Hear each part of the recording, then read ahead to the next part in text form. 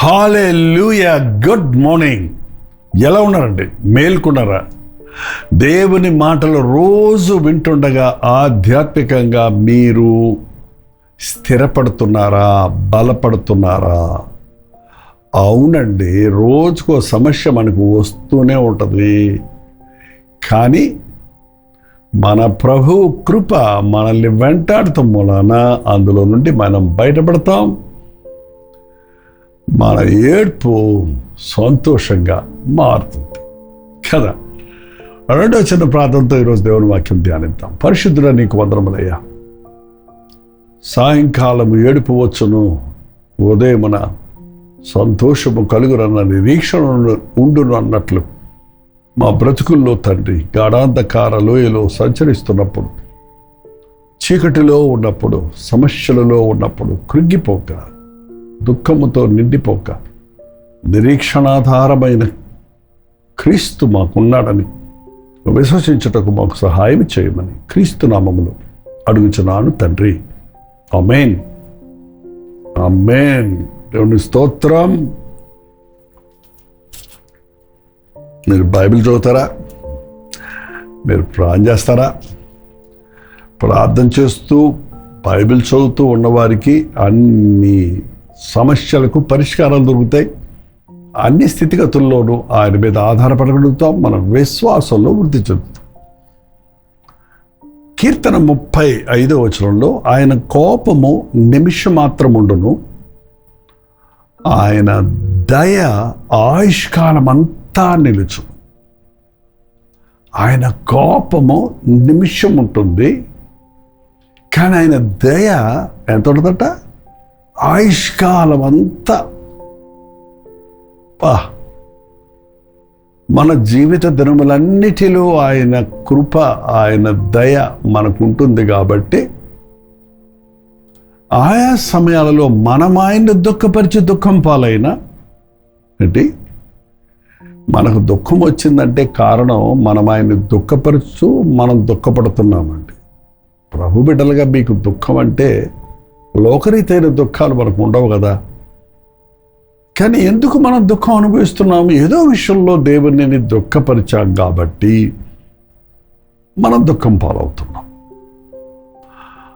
అయినప్పటికీ దయగలిగిన దేవుడు నిన్న దుఃఖములో విడిచిపెట్టడు. ఆయన కోపము క్షణమాత్రము ఉండును, ఆయన దయ ఆయుష్కాలం అంతా ఉండును.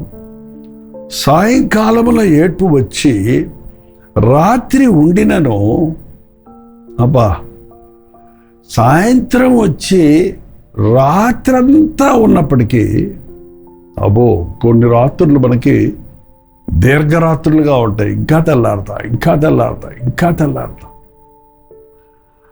రాత్రి వచ్చిందంటే కొందరికి భయం, ఒంటరితనం.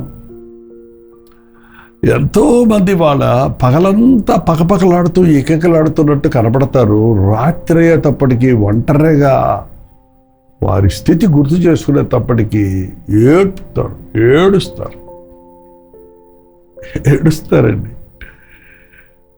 తల్లులు ఏడుస్తారు పిల్లల కొరకు,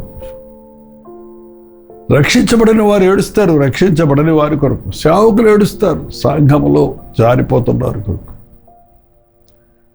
అందరూ ఏడుస్తూనే ఉంటారు. పేదలు ఏడుస్తారు, మాకు లేదే అని. ధనవంతులు ఏడుస్తారు, ఎన్నున్నా ఇంకా లేదే అని. సంతోషం లేదు కదండి. ఎవ్రీబడి క్రైస్. మీరు ఎప్పుడైనా ఏడ్చారా? కొందరు ఏడుపు బిగ్గరగా ఉంటుంది, కొందరు ఏడుపు సైలెంట్గా ఉంటుంది, దిగమింగుకుంటారు. ఆ దుఃఖాన్ని అలాగే మనసులో పెట్టుకున్న వల్లనే ఈ డిప్రెషన్లోకి వెళ్ళిపోతున్నారు. గుండె బలహీనమైపోతుంది, నిరుత్సాహము నిస్పృహతో నిండిపోతున్నారు. ఎందుకు ఏడుస్తున్నాను, ఎందుకు బాధ వస్తే ఏడుస్తావు. ఎవరికెందుకు ఏడుస్తారు? బాధ వచ్చింది, నష్టం వచ్చింది, కష్టం వచ్చింది, నింద వచ్చింది, అవమానం వచ్చింది, అనుకున్నది జరగలేదు అని రకరకాలుగా విషయాల కొరకు మనం దుఃఖపడుతుంటాం. బట్ మన దుఃఖానికి రీజన్ ఏంటో తెలియకుండానే కొందరు ఏడుస్తూనే ఉంటారు. ఎప్పుడు స్టార్ట్ చేశాను ఈ ఏడుపు, ఎంతకాలం అయింది ఈ దుఃఖం అనే కారణం, ఎందుకు వచ్చింది నాకు ఈ దుఃఖం, ఏ విషయంలో దుఃఖపడుతున్నాను ప్రశ్నించుకోండి. ఆ విషయం తీసుకొచ్చి ప్రభు దగ్గర చెప్పేయండి, సరిపోద్ది. అంతేనండి, సింపుల్. మీ దుఃఖాన్ని సంతోషంగా మారుస్తారు. ఒకసారి మీరు అలాగే యెషయా గ్రంథం 31వ అధ్యాయం 19వ వచనం చదివితే, సియోనులో యెరూషలేములోని ఒక జనము కాపురముండెను. సియోను అంటే దేవుని పట్టణం, యెరూషలేము దేవుడు కోరుకున్న స్థలం, పవిత్రపరిచిన స్థలం, దేవుని మందిరం ఉన్న స్థలం. అక్కడ ఒక కాపురం ఉన్నారు. మనకి విశ్వాసుల సమూహములో మనం ఉన్నామంటేనే, అది దేవుని ప్రజలతో మనం ఉన్నామంటేనే, పరమసియోను కొరకు సిద్ధపడుతున్న, పరమ యెరూషలేము కొరకు సిద్ధపడుతున్న పరిశుద్ధుల సమూహములో చేరట కొరకు మనం ఈ లోకంలో ఆయన సాక్షులుగా జీవించడానికి సమకూడుతున్నాం. అందుకే మందిరాల్లో కూడి వచ్చినప్పుడు ప్రభు సన్నిధిని అనుభవిస్తుంటాం. దేవుని బిడ్డలు ఏకముగా కూడినప్పుడు దేవుని సన్నిధి అక్కడ ఉంటుంది. జనమా, నీవిక ఎంత మాత్రము కన్నీళ్లు విడువవు, ఆయన నీ మొర విని నిశ్చయముగా నిన్ను కరుణించును, ఆయన నీ మాట వినగానే నీకు ఉత్తరం ఇచ్చును. హల్లెలూయా. జనమా, బ్రదరు, సిస్టరు, విశ్వాసి, సేవక, నీవిక ఎంత మాత్రము కన్నీళ్లు విడువవు. ఎంతమంది దైవ సేవకులు ఇవాళ సంఘాలలో ఎదుర్కొంటున్న పోరాటాల కొరకు కన్నీరు గారుస్తున్నారు. విశ్వాసులు తిరగబడటం, అవిశ్వాసులు తిరగబడటం, బెదిరించటం, కొట్టటం, తిట్టటం, చిచ్చులు పడగొట్టటం, దేవుని సన్నిధిని పాడు చేయటం సర్వసాధారణమైపోయింది. విశ్వాసంతో, కన్నీటితో కట్టిన సంఘాలు కూల్చివేయబడుతున్నాయి, డిస్టర్బ్ అవుతున్నాయి. అటువంటి స్థలాల్లో ఇంకా అలాంటి సేవకులు, అలాంటి విశ్వాసులు లోకస్తుల్లాగా తిరగబడి కొట్టలేము, తిట్టలేము. యథార్థంగా చెప్పాలంటే కేసులు కూడా పెట్టలేము. పెడుతున్నారు కొంతమంది. పెట్టక్కర్ల, మన కేసు మన ప్రభువుకి చెప్తే చాలు. మన ప్రభు చెప్పనక్కర్లా, నేను చూస్తున్నాడు ఆయన. నీ ప్రార్థనని విన్నాను, ఒక్క మూలుగు ఒక్క మాట చెప్పు, నీ మొర నిశ్చయముగా నీ మొర విని నిశ్చయముగా నిన్ను కరుణిస్తున్నాను. ఆయన వెంట నీ మాట వినగానే నీకు ఉత్తరం ఇస్తానంటున్నాడు. ఒకవేళ నీకు దేవుని సన్నిధి నుంచి ప్రార్థనలు రావట్లేదంటే నీవు ఆయనకి మొర్ర పెట్టలేదేమో, నీవు ఆయన సన్నిధిలో కన్నీళ్లు కార్చలేదేమో, నీవు ఆయన సన్నిధిలో విజ్ఞాపన చేయలేదేమో. ఈ రోజున నీ జీవితాన్ని దుఃఖం పాలు చేసేది ఏంటి? కొంతమంది జీవితాల్లో మారనటువంటి ఇంటి యజమాని వలన, తాగుబోతు వలన, వివాహేతర సంబంధాల వలన చాలామంది తల్లిదండ్రులు వాళ్ళ తిరుగుబాటు చేస్తున్న యవ్వన బిడ్డలను బట్టి ఆ బిడ్డల భవిష్యత్తు ఏమైపోద్దో అని కన్నీరు మున్నీరుగా ఏడుస్తున్నారు. మీ బిడ్డలు ఎంతో ఆశతో మీరు పెంచారు, దైవభయంలో పెంచారు, కానీ ఇప్పుడు రాంగ్ డెసిషన్స్ తీసుకుంటున్నాడు, తప్పైన నిర్ణయాలు చేస్తున్నాడు. మీరు అనలేకపోతున్నారు, కాదనలేకపోతున్నారు, సరే అనలేకపోతున్నారు. ఆ పోరాటంలో దేవునితో మొరపెట్టు. ఆయన చెప్తున్నాడు, నేను వింటాను. ఏం చేస్తాడో, ఎలా చేస్తాడో ప్రభు మనకు తెలియదండి. చేసిందే చేసినోడు కాదు ఆయన. నాకు చేసిందే నీకు చేయడు, నీకు చేసిందే మరొకరికి చేయడు. ఆయన కార్యాలు అద్భుతమైనవి ఉంటాయి, వింత వింతగా ఉంటాయి. ఒక్కొక్కరి పట్ల ఒక్కొక్క విధంగా ఆయన పరిష్కారాలు ఇస్తాడు. నీవు మొరపెడితే, నీ కన్నీరు గారిస్తే, నీ కన్నీరు చూడలేని ప్రభు నీ కన్నీటిని తుడుస్తాడు. నువ్వు కన్నీరు కార్చనక్కర్లేకుండా నీ కన్నులను ఆయన కంటి బాష్పాలను ఆయన తుడిచివేస్తాడు. ఆయన నీ మొర వింటాడు. కష్టంలో ఉన్నప్పుడు, పోరాటంలో ఉన్నప్పుడు, అనుకున్నవి జరిగినప్పుడు, పోరాడలేని పరిస్థితుల్లో ఉన్నప్పుడు దయచేసి లోక సంబంధమైన ఉపశమనం కోసం తాపత్రయపడకండి. మనుషులతో చెప్పుకొని ఆదరించబడతామని అస్సలు ఆలోచించొద్దండి. మనుషులతో మన బాధలు చెప్పుకున్నప్పుడు తాత్కాలికంగా వాళ్ళు అయ్యో పాపం, సరే నేనున్నాను అంటారు 100 సార్లు. ఒకటిదే, నేను వస్తాను, నేను చేస్తాను, నేను ఇస్తాను, ఏంటండి నేను ఈ విషయం చూసుకుంటాను అని ఇంతకుముందు ఎంతమంది మీ జీవితాల్లో మాట ఇచ్చారో, ఇంతవరకు ఎంతమంది నెరవేర్చలేదో ఒక్కసారి చూసుకోండి. కానీ ప్రభువుకు చెప్తే మాట ఇచ్చిన వాడు నమ్మదగిన వాడు. ఆయనకి కెపాసిటీ ఉందండి, శక్తి ఉంది. మనుషులు మనకి మాటిస్తారు ఒకవేళ మన మీద ఉన్న జాలి వలన, సింపతి వలన. కానీ వాళ్ళకి ఆ యొక్క స్తోమత లేదు, ఆ శక్తి లేదు. కాబట్టి శక్తివంతుడైన ప్రభువుకు చెప్పుకుంటే, ప్రభువు దగ్గర మొరపెడితే, ఒక రాత్రంతా ఏడ్చితే తెల్లవారేటప్పటికి నీ ప్రార్థనకు జవాబు వస్తే ఇంకెందుకు ఏడుస్తావు? ఒక నిమిషము దుఃఖం ఉంటుందేమో, కానీ ఆయుష్కాలం అంతా దేవుడు నీకు సంతోషం ఇస్తానంటున్నాడు. నీ కన్నీటిని తుడుస్తానంటున్నాడు. ఎందుకంటే మీరు ప్రార్థనలో సమయం గడపరు. గంటలు మనుషుల దగ్గర మాట్లాడుకుంటారు, వాదించుకుంటారు, వివరించుకుంటారు, వారి జాలి కొరకు, వారి దయ కొరకు, వారిచ్చే ఓదార్పు కోసం తాపత్రయపడుతుంటారే కానీ నా ప్రార్థన విని వెంటనే జవాబిచ్చే ప్రభువు ఉన్నాడన్నది విశ్వాసిగా నీకు ఉండొద్దా? ఈ రోజు నుంచి ఒక తీర్మానం చేయండి. ఇంట్లో సమస్యల, కుటుంబంలో ఆర్థిక ఇబ్బందుల, బిడ్డల విషయంలో దుఃఖమా, భార్యాభర్తల మధ్య సమాధానం లేదా, మీ మనస్సుకి వేదన కలుగు చేసేది, మీ సంతోషాన్ని పోడు చేసేది ఏదైనప్పటికీ సరే యేసయ్యతో చెప్పండి. ఆయన మన కన్నీరు తుడిచేవాడు, మన బాధను తీర్చేవాడు. ఊరికే కన్నీరు తుడిచి వెళ్ళిపోయేవాడు కాదు. మరియ మార్తలు కన్నీరు ముందుగా ఏడుస్తున్నప్పుడు ఏడవకండి అని చెప్పి వెళ్ళిపోయారు అందరూ వచ్చి. కానీ యేసు ప్రభు వాళ్ళు ఏడవక్కర్ లేకుండా వారి సహోదరుడిని బతికించి వారి చేతుల్లో పెట్టాడు. ఇక ఏడవలసిన పనేముంది? నీ ప్రార్థనలకు జవాబు దొరికినప్పుడు నీ ఏడుపు సంతోషంగా మారుతుంది. ప్రార్థించండి, విశ్వసించండి, దేవునితో చెప్పండి. ప్రార్థన చేసుకుంటాం. పరిశుద్ధుడా, నీకు వందనములయ్యా.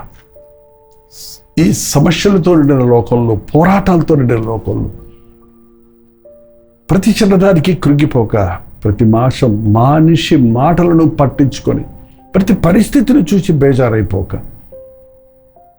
అన్ని స్థితిగతుల్లో మా కన్నీరు తుడవగలిగిన దేవుడిగా నీవు ఉన్నావని, మాపై దయ చూపించే దేవుడిగా ఉన్నావని, అనేక సార్లు మా బుద్ధిహీనత వల్లే మేము తెచ్చుకున్న దుఃఖము, నష్టము, శాపము మేము అనుభవిస్తూ కూర్చునే వారిగా కాక, నీ పాదాల మీద పడి పశ్చాత్తాపడు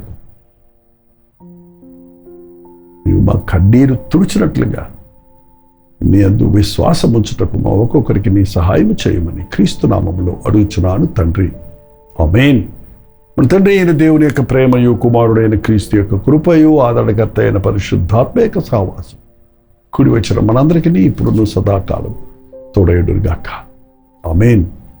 దేవుని స్తోత్రం. మీ ప్రార్థనా సదరుల భారాలు 9540 నెంబర్కి, మీరు ఇతర దేశాల్లో ఉంటే 9100101038 నెంబర్కి టెక్స్ట్ లేక వాయిస్ మెసేజ్ ద్వారా వాట్సాప్ పెట్టండి. మీ పక్షంలో నేను ప్రార్థిస్తానికి ఎప్పుడు సిద్ధంగా ఉన్నాను. సంఘములో అందరం కలిసి ప్రార్థిస్తున్నాం. ప్రేయర్ వారియర్స్ ప్రార్థిస్తున్నారు. మీరు కూడా ప్రార్థించండి, తప్పక ప్రభు జవాబిస్తాడు. మీ దుఃఖము సంతోషంగా మారినట్లు దేవుని సన్నిధిలో మొరపెట్టండి. అద్భుతాలు మీ జీవితంలో అనుభవించండి. Doctor Jayapal YouTube channel subscribe చేసుకోండి. లైక్ చేయటం, షేర్ చేయటం మర్చిపోకండి. మీరు ఎక్కడెక్కడ నుంచి చూస్తున్నారు, లైవ్ చాట్లోకి వచ్చి టైప్ చేయటం, ఇతరులకు షేర్ చేయటం కూడా గుర్తుపెట్టుకోండి. ప్రభు చిత్తమైతే మధ్యాహ్నం 3 గంటలకు హెచ్చరిక, అలాగే వాళ్ళ మండే కదండి. ప్రభు చిత్తమైతే వాళ్ళ రోజు రాత్రి 9 గంటలకి లైవ్లో జూమ్లో మనం అందరం కలుసుకోబోతున్నాం. దయచేసి జూమ్లో మీరు కలుసుకోవడానికి ఇంతకుముందు రానివారు, మరి ముఖ్యంగా ఇతర దేశాల్లో ఉన్నవారు, శక్యమైతే మీరు ఎక్కడెక్కడి నుంచి రెగ్యులర్గా వాచ్ చేస్తున్నారో వారు జూమ్లో కూడా రండి. మిమ్మల్ని ముఖాముఖంగా చూస్తానికి, మీతో సంభాషించడానికి, ప్రార్థించడానికి అవకాశాన్ని కలుగు చేయండి. ప్రభుత్వమైతే ఇదిగో బెంగళూరులో ఈ నెల మే నెల 28వ తారీఖున 1 డే గెట్ టుగెదర్ ఏర్పాటు చేస్తున్నాం. ఈ విషయమై మీరు గుర్తుపెట్టుకోండి, ప్రార్థించండి. బెంగళూరు పరిసర ప్రాంతాల్లో ఉన్నవారు వచ్చి ఈ పరిచయంలో పాల్గొని దైవాశీస్సులు పొందండి. ప్రభుత్వమైతే మళ్ళీ గడుచుకుందాం. అంతవరకు దేవుని మహాకృప మీకు తోడైన గాక.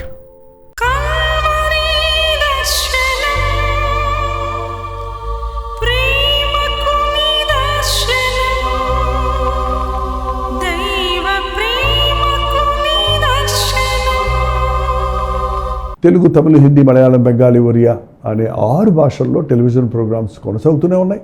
భారభరితమైన పరిచయంలో మీరు సహకరించాలని ఆశిస్తే, ప్రభు మిమ్మల్ని ప్రేరేపిస్తే మీ విరాళాలు, కానుకలు వారికి మీరు పంపించవచ్చు. అవి నేరుగా టీవీ ఛానల్స్కి వెళ్తే అందులో ఏది మేము మా సొంత ఖర్చుల కొరకు ముట్టుకోవటం లేదు, వేరే పరిచయ కొరకు ముట్టుకోవటం లేదు. టెలివిజన్ పరిచయలో ఇంకా సువార్త వినని వారికి అది అందించాలని ఆశతో ఒక 20 సంవత్సరాలుగా కొనసాగుతున్న పరిచయం కొరకు ప్రార్థించండి, మీ సహకారాన్ని అందించండి.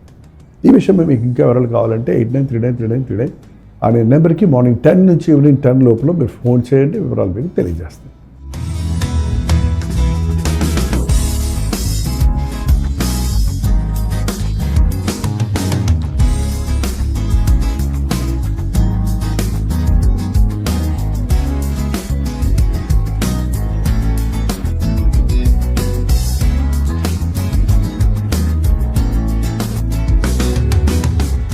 హల్లెలూయా.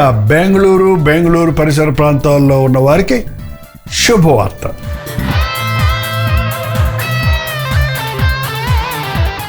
ప్రభుత్వమైతే బెంగళూరులో మే నెల 28వ తారీఖున ఒక ప్రత్యేకమైన 1 డే గెట్ టుగెదర్ను మీ కొరకు ఏర్పాటు చేస్తున్నాం. మధ్యాహ్నం 2 గంటల నుంచి 5 గంటల వరకు, 6 గంటల నుంచి 9 గంటల వరకు జరిగే ఈ 2 సెషన్స్లో పాల్గొని దైవాశీర్వాదాలు పొందండి. బెంగళూరు నుంచే కాకుండా చుట్టుపక్కల ఉన్న అనేక ప్రాంతాల నుండి, అటు ఆంధ్ర నుండి, ఇటు రాయలసీమ నుండి మీలో అనేకులు ప్రతిసారి గెట్ టుగెదర్కి వస్తున్నారు. ప్రభు మీకు చేసిన మేళ్లను గురించి చెప్తున్నారు. మీ భారాలు పంచుకొని మీ కొరకు వ్యక్తిగతంగా ప్రార్థించడానికి, మిమ్మల్ని ముఖాముఖిగా చూడటానికి అవకాశం కలిగజేస్తున్నారు. సోషల్ మీడియా ద్వారా, టెలివిజన్ ద్వారా వాక్యం మీద మేలు పొందుతున్న మిమ్మల్ని ముఖాముఖిగా చూడాలని, ఆధ్యాత్మికంగా బలపరచాలని బెంగళూరు వస్తున్నాం. ఈ 1 డే గెట్ టుగెదర్ దేవుని సన్నిధిలో మనం గడుపునట్లుగా, దేవుని ఆత్మ కార్యాలు చూచినట్లుగా, ఆయన సందేశాన్ని విని ఆనందించినట్లుగా రండి, పాల్గొనండి. మరి ముఖ్యంగా ప్రార్థించండి. మీ స్నేహితులకి, బంధువులకి అందరికి కూడా తెలియచేయండి. ఈసారి చిరునామా మారింది, గమనించండి. Jesus calls prayer tower, Netaji road, Frazer town, near cantonment railway station, Bengaluru. ఇంకా విషయమై వివరాలు కావాలంటే QR కోడ్ స్కాన్ చేసుకోండి, లేక 8939393939 నెంబర్కి మీరు కాల్ చేయండి. తప్పకొస్తారు కదా. మీ స్నేహితుల్ని, బంధువుల్ని అందరినీ పిలుచుకోండి. మీ కొరకు ప్రత్యేకంగా ప్రార్థన చేయడానికి, దేవుని వాక్యంతో మిమ్మల్ని బలపరచుటకు మేము ఆశిస్తున్నాం. రండి, పాల్గొనండి, దైవాశీర్వాదాలు పొందండి.